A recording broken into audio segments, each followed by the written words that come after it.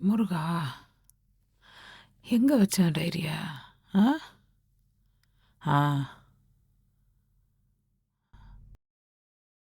ஆ, காசு வச்சிருந்தனே, எங்க போயிருக்கோம்?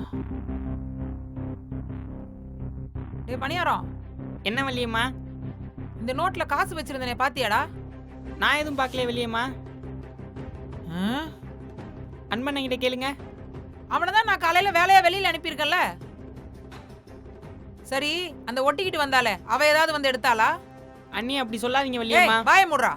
என்னாச்சு அத்தை? இங்க வந்து ஏதாவது இந்த நோட்ல காசு எடுத்தியாடி? நான் எதுவும் எடுக்கலையே. ம்ம்.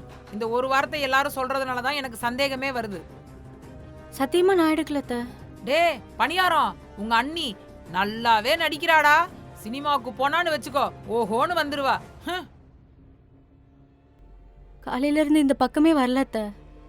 என் வீட்டுக்கு திருட்டுத்தனமா வந்தவளுக்கு என் ஹோட்டல்ல காசை திருடுறதுக்கு சொல்லியா தரணும்? ஏன் அத்தை இப்படி கஷ்டப்படுத்துறீங்க?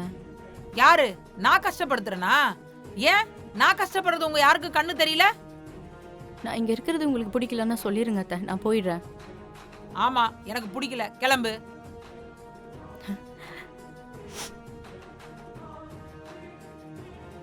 வள்ளியம்மா, இனிமேல் அண்ணியை பத்தி மட்டும் தப்பா பேசுனீங்க. டேய் பயமுடுறா.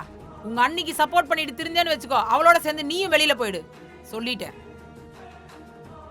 இந்த ஹோட்டல்ல காசு எங்க தான் போய் தொலைதோ தெரியல. நான் வள்ளியே, நான் டெரரா இருக்க. நான் பணியாரம். என்னாச்சு உங்க அம்மாவுக்கு?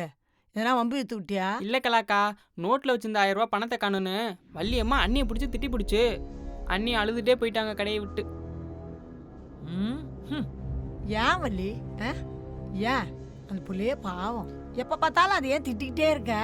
அக்கா வாய மூடுறியா? அவ பாவமா? அவளை பத்தி உனக்கு தெரியாது. என்ன இருந்தாலும் அவ மருமக தானே. இவனுக்கு அப்புறம் எல்லாத்தையும் அவ தானே பாத்துக்க போறா. அக்கா பேசாம இருக்கா. உனக்கு ஒண்ணும் தெரியாது. இவங்களெல்லாம் இப்படிதான் தட்டி வைக்கணும், இல்லன்னா தலை மேல உட்காந்துட்டு ஓவரா ஆட்டம் போடுவாங்க. உனக்கு என்னம்மா, வட்டிக்கு வாங்கியே பந்தாவா செலவு பண்றாளு. 1000 ரூபாய்லாம் ஒரு காசா? புது பணக்காரியாச்சே. அக்கா வாய மூடிக்கோ. ஏதாவது பேசி என்கிட்ட பாய் கட்டிக்காத. தேவையில்லாம என் குடும்ப விஷயத்தை எதுக்கு தலையிடுற? இப்போ உனக்கு என்ன, இந்த ஹோட்டல்ல வந்து என்னை ஏமாத்தி வாங்கி தின்ட்டு போறது தானே உன் வேலை. அந்த வேலையை மட்டும் நீ பாரு. டேய் பணியாரம், அந்த அம்மாக்கு என்ன வேணுமோ அதை கட்டி கொடுறா.